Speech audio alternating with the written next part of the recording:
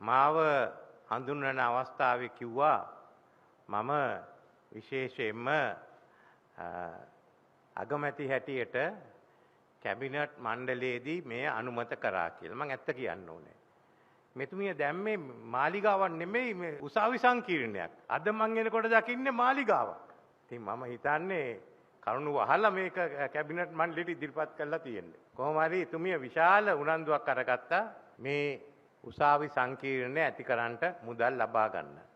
අමාරු කාලයක හරි කොහොම හරි ලබා ගත්තා. ඒ වගේම ගිය සැරේ මට මතකයි මට කරදර කරා සබරගමු විශ්වවිද්‍යාලයේ වෛද්‍ය පීඨය මෙහාට ගේන්න කියලා. කොහොම හරි අද මේ හේතුව නිසා රත්නපුරයට මාලිගාවක් ලැබිලා තියෙනවා. විශේෂයෙන්ම සමන් දෙවියන්ට පිහිට වෙන්න කළු කෝට්කාරයන්ට හොඳ නිල නිවසක් ලැබිලා තියෙනවා රත්නපුරේ. රත්නපුරේ අද එන ගමන් මට මතක් වුණේ 77 මේ පාර තිබුණේ නැහැ. පස්සේ නන්දමැතිව ඇමතුමා තමයි ඒ වගේම රක්වාන කුලරත්න මන්තුමා තමයි මේ පාර හදලා අපිට මේ දියුණුව ඇතිකරන්නට අවස්ථාව ලැබුණේ. අද විශේෂයෙන්ම මේ ගොඩනැගිල්ල දිහා බැලුවාම මට එකක් කියන්න පුළුවන්.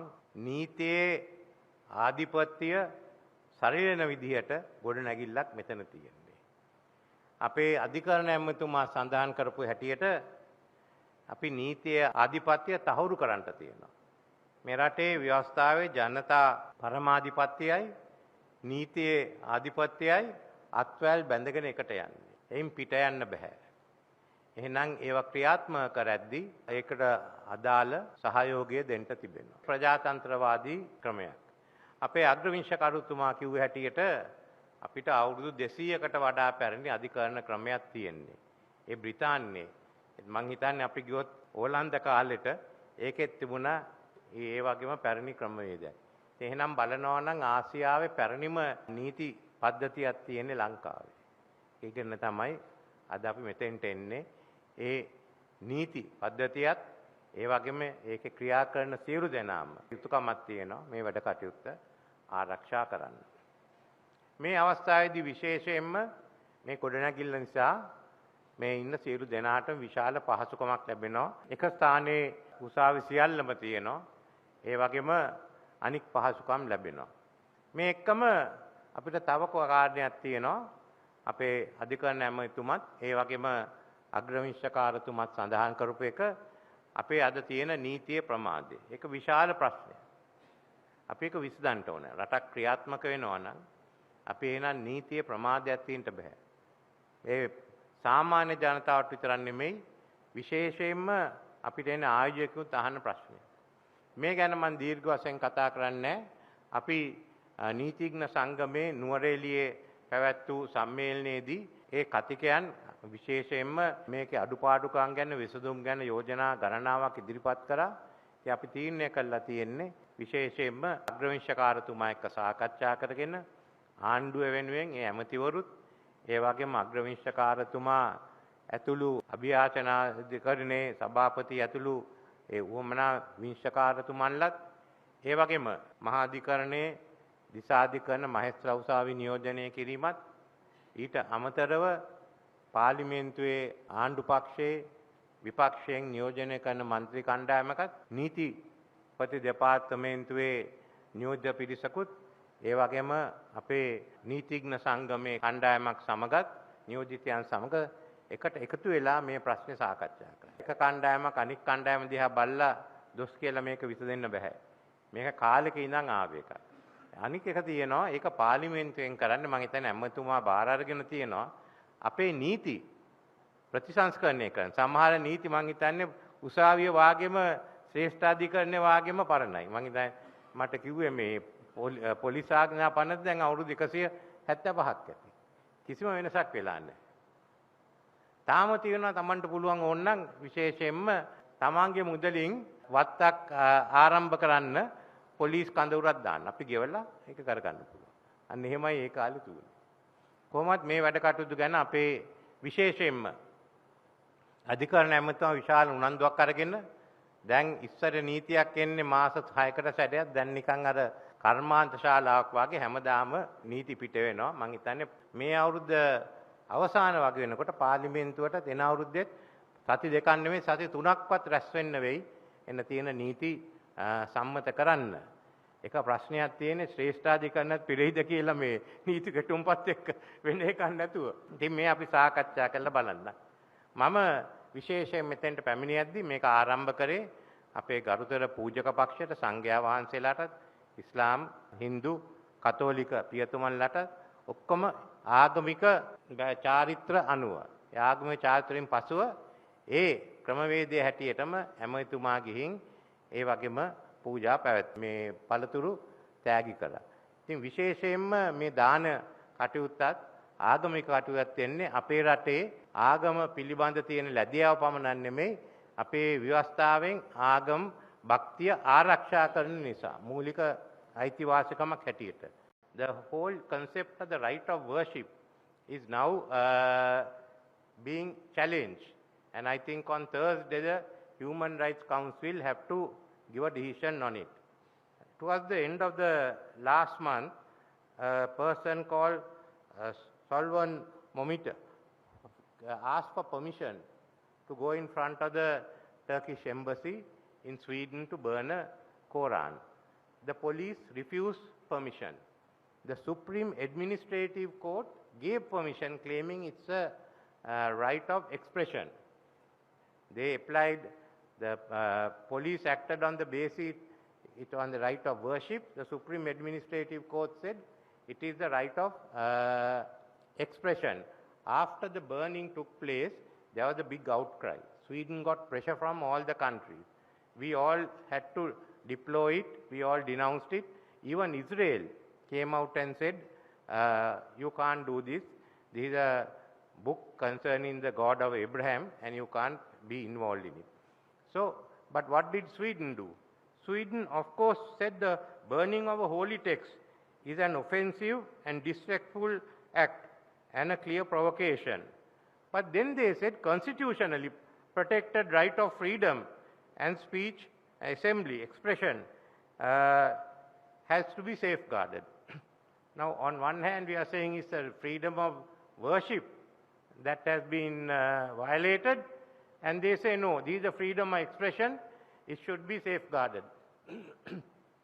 As reactions came from government, some of the Western governments said this is freedom of expression.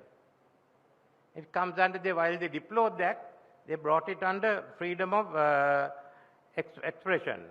So as a result, Pakistan has now gone before the human right to Geneva and before the Human Rights Council and moved a motion that this is a violation of the international human rights law. That is being taken up on the 13th, the Thursday, in Geneva. Now, this is the question that is rising. We all treat this as a violation of the freedom of worship. But there is an attempt to bring this under freedom of expression. You can't bring everything under the freedom of expression. There has to be a limitation. But this seems to have been the Western line because some of the international NGOs are saying if this resolution is passed, it will be a setback to the West. This is not a question of West or East or North or South. It's a question of the right of worship which we've had. It's not a question of burning the Quran. I, for one, am not an adherent of Prophet Muhammad, but I think there are a lot of valuable items in the Quran, which all of us can make use of. Similarly, in the Bhagavad Gita, in the Rig Vedas, in the Bible, we all find. Similarly, there are non-Buddhists who find things, useful passages in our own text like the Dhammapada or the Tripitaka. So all of us regard this as an attack on religion. But for some of the Western countries, it's one of expression because they are trying to expand the concept of expression to cover disorder. And as a result, they feel that the values, the Western value system has to be imposed. We are all for democracy. And I, for one, am not going to fight. I am only speaking on this issue. I am not speaking on another issue about Sri Lanka because I have accepted the fact that we have not fulfilled all our obligations accordance with the agreement signed between former President Mahinda Rajapaksa and the former UN Secretary General Ban Ki-moon, and that we will fulfill it. So we have decided whatever be our views, let's go ahead and fulfill our obligations. Now what we are asking the human rights in Geneva is, why are you silent? Why hasn't the Commissioner made a statement?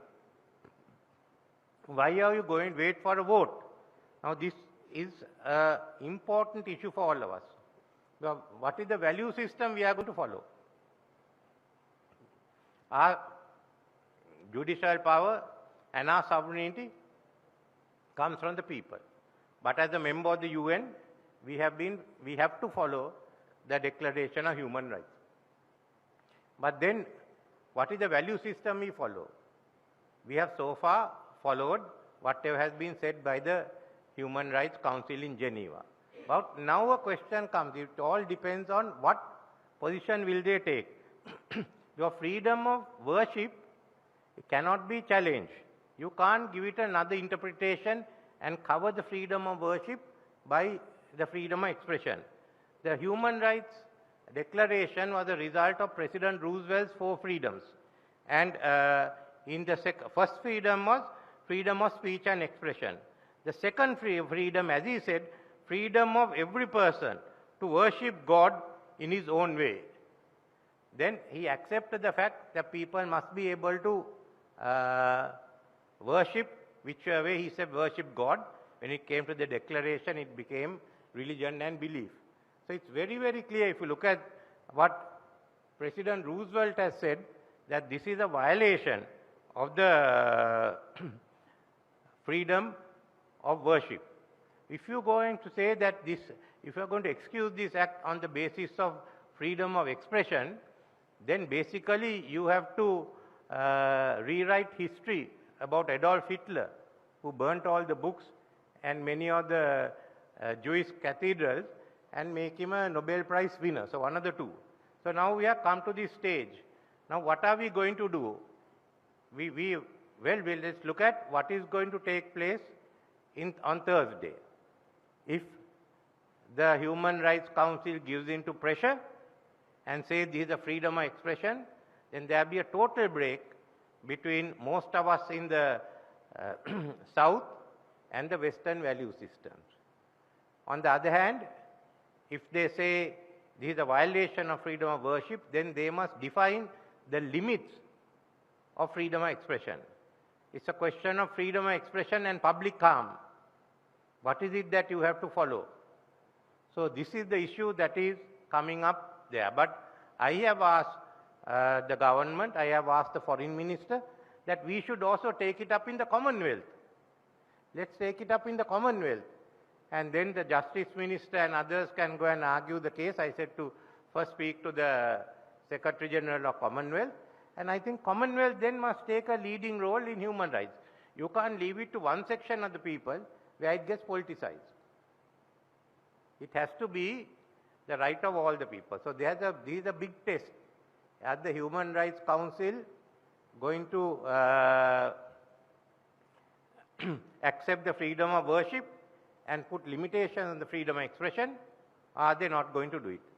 Nevertheless, this is the beginning, I think, of us trying to get our own values, the values of the global South, into the Human Rights Council where it has to be respected. This was a very important issue, and since I have instructed the Foreign Ministry to go ahead and first to oppose it in Geneva, any attempt by the West to change it, to support the Pakistani resolution, and we as a country to take the first step in with the Commonwealth, because as a country we all know the Buddha said treat every religious leader with respect, and that's all that we are asking for. So let's come to the forefront on this issue within the Commonwealth, and I thought being among the Kalukot Karyas, I'll first tell them what we are going to do. So thank you very much.